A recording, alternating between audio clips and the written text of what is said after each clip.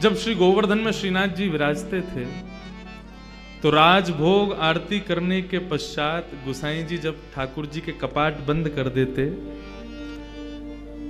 दो भावों से राजभोग आरती के बाद कपाट बंद किए जाते हैं। ठाकुर जी की इच्छा हो तो गौचारण को चले जाओ, सामने गैया छड़ी आदि सब रख दी जाती है, और यदि ठाकुर जी आप श्रमित हो तो सो जाओ, थोड़ी देर आराम कर लो। आज ठाकुर जी थोड़े श्रमित थे।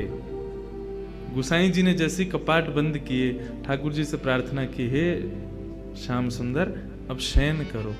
सैया बिछा दी, सेज लगा दी और ठाकुर जी पौड़ गए। जैसे कपाट बंद होते हैं दोनों रूप प्रकट हो जाते हैं, श्याम सुंदर और किशोरी जी दोनों प्रकट हो जाते हैं। दोनों एक संग शयन करते हैं सेज पर।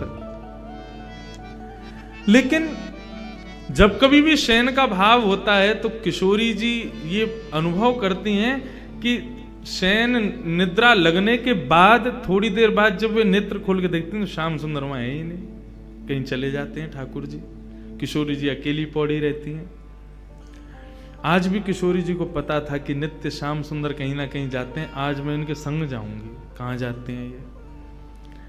आज जैसे ही पौढ़े दोनों और ठाकुर जी नेत्र बंद करके यूं दिखावे कि मैं सो रहा हूं। किशोरी जी ने भी आज नाटक कियो सोवे को। जैसे ही कन्हैया ने देखी कि किशोरी जी सो गई तो उठ करके ठाकुर जी सहज है करके जैसे चलवे लगे, किशोरी जी उठ के बैठ गई। कहां जा रहे हो? पीछे देखी श्याम सुंदर ने प्रणाम किए, बोले किशोरी जी आप विराजो, आप शयन करो, मैं अभी आऊं। बोले अभी की नहीं, आप रोज कहीं ना कहीं जाओ। कहां जाओ मुझको सही सही बताओ। ठाकुर जी बोले एक भक्त है वासों मिलवे जाऊं मैं। कौन सा भक्त? बोले आपको स्मृति में हो तो निवृत्त निकुंज की लीला में जब हम दोनों रमण कर रहे थे तब एक मेरो प्रिय भक्त उद्धव मेरे दर्शन के काजे आयो।